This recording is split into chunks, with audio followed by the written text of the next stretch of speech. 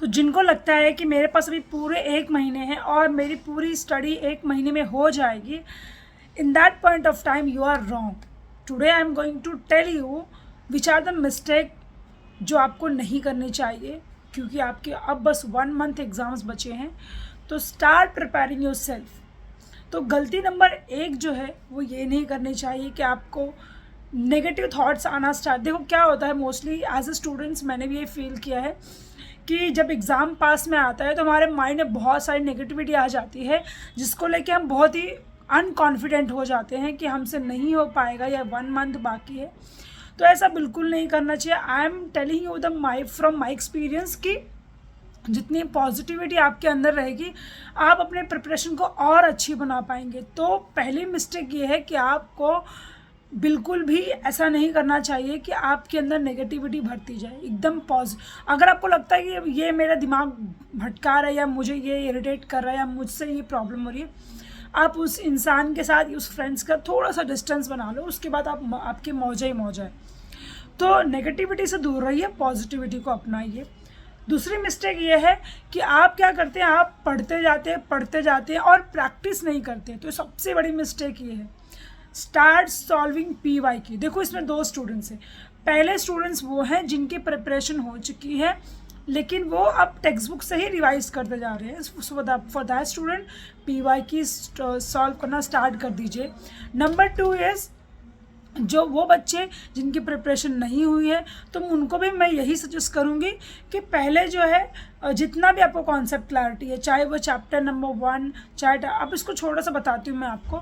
अगर आपको एक साथ कह दिया जाए कि 100 किलो का वजन उठा के एक जगह शिफ्ट करना है, तो आप नहीं कर पाओगे। क्यों? क्योंकि आप उतना वेटेज नहीं उठा सकते हो। लेकिन अगर आपको कहा जाए कि आप 10-10 किलो करके 100 किलो एक जगह से दूसरी जगह पहुंचा दीजिए, तो आप कर सकते हो। क्यों कर सकते हो? छोटा छोटा बैगेज रहेगा तो आप इजीली उसको कैरी कर सकते हो। ऐसे ही हर चैप्टर से एक एक कुछ टॉपिक्स उठाइए जो काफ़ी टाइम पूछे गए हैं बोर्ड एग्जाम में, उनको उठाइए और उन्हीं को टारगेट बनाइए। और इसका एक स्पेसिफिक वीडियो मैं बनाने वाली हूँ जो कि आपको मिल जाएगा थोड़े ही दिनों में, ठीक है। तो पूरे टेक्स्ट बुक को टारगेट करने से बेटर है आप उन टॉपिक्स को चुनिए जो आपको ईजी लगते हैं पढ़ने में और उन्हीं का PYQ सॉल्व कीजिए। तो ये तो दूसरी मिस्टेक थी। तीसरी मिस्टेक ये थी कि जॉब सिंस फर्स्ट डे करते आते हैं, आप अपने स्टडी के लिए टाइम ही नहीं देते हैं। मैंने आपको हर वीडियो में मतलब बहुत टाइम बार बोला है कि एटलीस्ट आप ना दिन में एक ही क्वेश्चन सॉल्व कीजिए, लेकिन ज़रूर कीजिए। एक ही क्वेश्चन, एक ही चैप्टर आप सॉल्व कीजिए, ज़रूर कीजिए। क्योंकि आप क्या करते हो, स्टार्टिंग से इग्नोरेंस पार्ट लेकर आते हो और अब आपके माइंड में बहुत सारा बैगेज हो जाता है कि ये करना है, ये करना है। तो कोई बात नहीं, अभी भी 1 महीना है, आप आराम से कर सकते हो। बिल्कुल भी डरने की बात नहीं है। आप उसको पॉजिटिविटी देखो, अभी पूरा आपके पास वो 1 महीना, अगर आप एक एक चैप्टर को भी चुनते हो, एक एक चैप्टर को, एक सब्जेक्ट को एक चैप्टर, मतलब एक सब्जेक्ट को 1 वीक देते हो, फिर भी आपका पोर्शन अच्छे से हो जाएगा। तो बिल्कुल भी वरी होने की ज़रूरत नहीं है, ठीक है। सो नेक्स्ट जो मिस्टेक स्टूडेंट्स ये करते हैं, उनको लगता है कि मैं कर लूँगा। टाइम मैनेजमेंट होना बहुत ज़रूरी है। आपको लगता है कि मैं लिख लूँगा, नहीं माय डियर, आपको since first day writing practice करनी चाहिए। लेकिन अगर आपने नहीं की है अभी तक, क्योंकि देखो क्लास 10th के बाद ना जो आपकी राइटिंग हैबिट है वो बहुत कम हो जाती है, बहुत मतलब एकदम ही कम हो जाती है। तो बोर्ड एग्जाम में पहली बात तो ये बहुत पेन होने लगता है और फिर लिखना मतलब बहुत बड़ी बात हो जाती है। तो मतलब जिन बच्चों का पूरा प्रिपरेशन हो चुका है वो अपना राइटिंग प्रैक्टिस स्टार्ट कीजिए और टाइम मैनेजमेंट देखिए कि आपका पेपर 3 घंटे में कंप्लीट हो रहा है क्या, तो वो कीजिए। दूसरा स्टूडेंट वो है, मैं उनके लिए ये बताऊंगी कि अगर आप लिख के प्रैक्टिस करेंगे तो आपको क्वेश्चन, देखो उसके 2 बेनिफिट है। एक तो आपको क्वेश्चन लर्न हो जाएगा, दूसरा क्या होगा, आपको राइटिंग प्रैक्टिस भी हो जाएगी। तो ये थी एक मिस्टेक।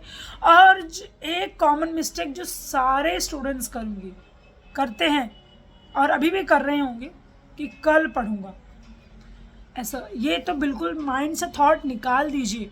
कल वाला सिस्टम ही चेंज कर दो भाई, आज से ही करना है आपको और आज से ही हर एक टॉपिक को उठाना है। सपोज आपने चैप्टर नंबर 1 को टारगेट किया, तो अगर आप एक वीक अगर चैप्टर पढ़ के बोर हो जाते हो तो मैं आपको बोलूँगी कि आप एक दिन एक चैप्टर कीजिए। अब एक दिन में एक चैप्टर तो पॉसिबल नहीं है, उसमें एक टॉपिक कीजिए, 2 टॉपिक कीजिए, 3 टॉपिक कीजिए, ये ज़रूर कीजिए।